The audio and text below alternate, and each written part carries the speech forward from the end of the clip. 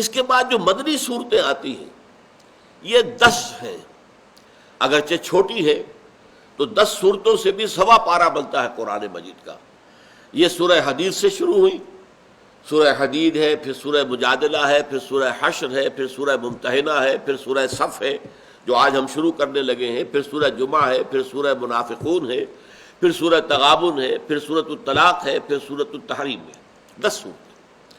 یہ ایک خاص اس اعتبار سے گروپ ہے قرآن مجید میں جس کے 4-5 جو ہیں جو سیلینٹ فیچرز ہیں وہ آپ کو نوٹ کر لینے چاہیے، اس لیے کہ اب ہمارا جو یہ مطالعہ ہے مسلسل 3 صورتیں جو ہیں اس مجموعے کی وہ ہمارے زیر مطالعہ آئیں گی، اور اس سے پہلے اس مجموعے کی 2 صورتیں ہم پڑھ بھی چکے ہیں۔ سورہ تغابن ہم نے پڑھی ہے جو ہمارا دوسرا حصہ تھا ایمانیات کے مباحث پر مشتمل۔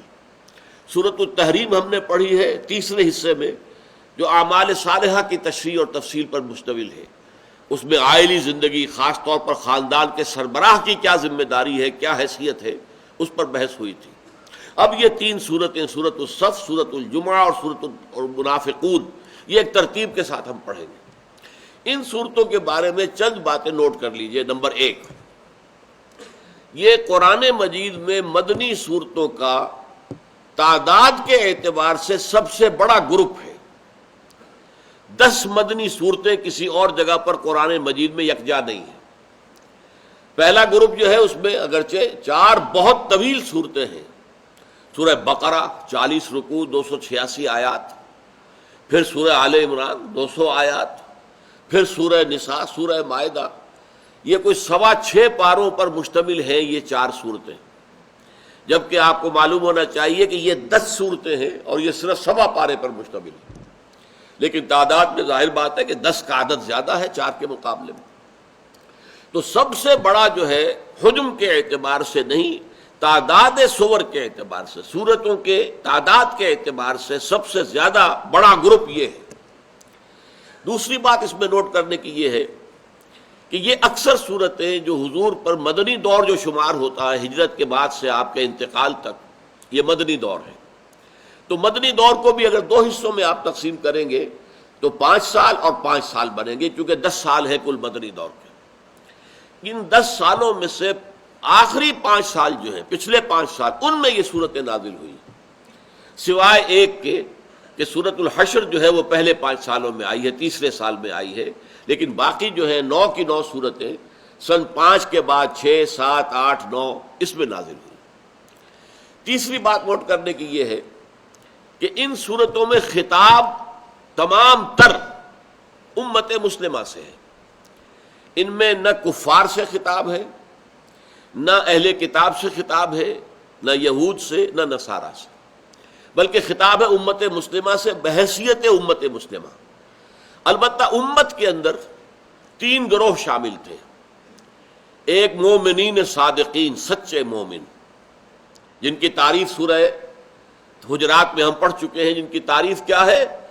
الذین آمنوا باللہ ورسولہ ثم لم یرتابوا وجاہدوا باموالہم وانفسہم فی سبیل اللہ۔ یہ تو نیوکلیس تھا امت مسلمہ کا، اہم ترین حصہ۔ پھر اس میں کچھ ضعفاء بھی تھے، کمزور لوگ بھی تھے، ان کے دل میں نفاق تو نہیں تھا، لیکن ایمان اتنا مضبوط نہیں تھا کہ ہر مرحلے کے اوپر وہ ثابت قدم رہ سکے، کبھی کوتاہی ہو جاتی تھی۔ تو جس میں اندر اچھے کام بھی ہو رہے ہیں، کبھی کوئی برا کام بھی ہو گیا، ان کو ہم ضعفاء کہتے ہیں، کمزور لوگ، ضعیف الایمان لوگ۔ اور تیسرے منافقین، منافقین بھی امت میں شامل تھے، اس لیے کہ قانونی طور پر مسلمان تھے۔ آپ کو معلوم ہے، میں نے پہلے بھی کئی مرتبہ عرض کیا ہے، پورے قرآن مجید میں یا ایھا الذین نافقوا کے الفاظ کہیں نہیں آئے، اے منافقوں کہیں نہیں آئے۔ منافقین سے بھی خطاب ہوتا تو یا ایھا الذین آمنوا، اس لیے کہ ایمان کے وہ دعوے دار تھے، وہ کہتے تھے ہم مومن ہیں، ہم مانتے اللہ کو، رسول کو، قرآن کو، کتاب کو، سب کو مانتے ہیں۔ اس لیے یہ سمجھ لیجئے کہ امت مسلمہ کے 3 حصے ہوئے، مومنین صادقین ایک انتہا پر، منافقین دوسری انتہا پر، اور بین بین ضعفاء، ایمان کمزور تھا، چلتے تھے، کبھی گر پڑتے تھے، پھر اٹھتے تھے، پھر چلتے تھے، پھر گر پڑتے تھے۔ تو یہ 3 طبقات جو ہیں یہ ہے اصل میں مخاطب۔ یہی وجہ ہے کہ چوتھی بات یہ نوٹ کیجئے کہ ان صورتوں میں دو باتیں آپ کو ضرور ملیں گی. ایک تو زجر، ڈانٹ ڈپٹ. مسلمانوں تمہیں کیا ہو گیا؟ تم ایمان کے دعوے دار ہو، کر کیا رہے ہو؟ ذرا سوچو، اپنے غریبانوں میں جھانکو. تم جو کچھ کر رہے ہو وہ تو ایمان کے تقاضے پورے نہیں ہو رہے. تو یہ جو ایک طرح کی ملامت، ایک طرح کی زجر و توبیخ، ڈانٹ ڈپٹ، جیسے کوئی والد اپنی کوئی اولاد ہے، اس میں سے اگر کوئی بچہ ایسا ہے کہ جو کچھ سرکش ہے یا صحیح طور اتوار اس کے نہیں ہے تو اس کو ڈانٹتا ہے. یہ ڈانٹ اگرچہ ہوتی ہے محبت پر مبنی. کوئی باپ اپنے بیٹے کا دشمن تو نہیں ہو سکتا، لیکن یہ کہ اس کی اصلاح کے لیے ڈانٹتا ہے. تو اس طرح کی ایک ڈانٹ ڈپٹ جو ہے وہ ان صورتوں میں آپ کو ملے گی مشترک. اور دوسرے یہ کہ اس میں بطور نشان عبرت یہ بات دکھا دی گئی کہ دیکھو تم سے پہلے بھی ایک امت تھی، امت مسلمہ، وہ تھے یہود. لیکن ان یہود کا کیا حشر ہوا؟ جب ان کے قول و عمل میں تضاد آ گیا تو اللہ تعالیٰ کا غضب ان پر نازل ہو گیا. وہ اس جگہ سے جو ہے ہٹا دیے گئے، معزول کر دیے گئے، اور تمہیں اس مقام پر لایا گیا ہے. کہیں ایسا نہ ہو کہ تم بھی انہی کے نقش قدم پر چلو. تو یہ دو چیزیں اس میں جو آپ کو ملے گی کہ ان صورتوں کے اندر قدر مشترک کے طور پر ہے. اچھا، ان سب کا جو مجموعی نتیجہ ہے وہ کیا ہے؟ آج جو امت مسلمہ کی شکل میں ہم موجود ہیں، ہم میں مومنین صادقین کی تعداد آٹے میں نمک کے برابر بھی نہیں ہے. اور ظاہر بات ہے منافقین بھی نہیں ہیں، خدا نے خواستہ اللہ کے اس کے رسول کے دشمن بھی نہیں ہیں. لیکن ضعفاء کی اکثریت ہے. ایمان پختہ نہیں، ایمان قوی نہیں ہے، ایمان کے تقاضوں کو پورا کرنے کی آمادگی نہیں. اس اعتبار سے آج کی امت مسلمہ کے لیے خطاب کے اعتبار سے یہ صورتیں اہم ترین ہیں.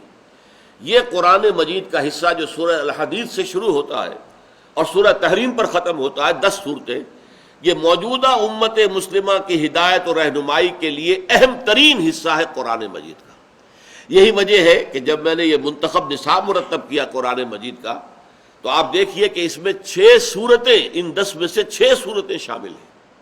میں گنوا چکا ہوں آپ کو. سورہ تغابن ہم پڑھ چکے ہیں، پھر یہ کہ سورہ تحریم ہم پڑھ چکے ہیں. اب یہ 3 صورتیں، سورۃ الصف، سورۃ الجمعہ، سورۃ المنافقون، یہ ہم پڑھیں گے. اور اس منتخب نصاب کا جو نقطہ عروج ہے، کلائمیکس ہے، جہاں جا کر یہ ختم ہوگا، وہ ہے سورۃ الحدید. تو اس طریقے سے 10 میں سے 6 صورتیں مکمل ہمارے اس منتخب نصاب میں شامل ہیں.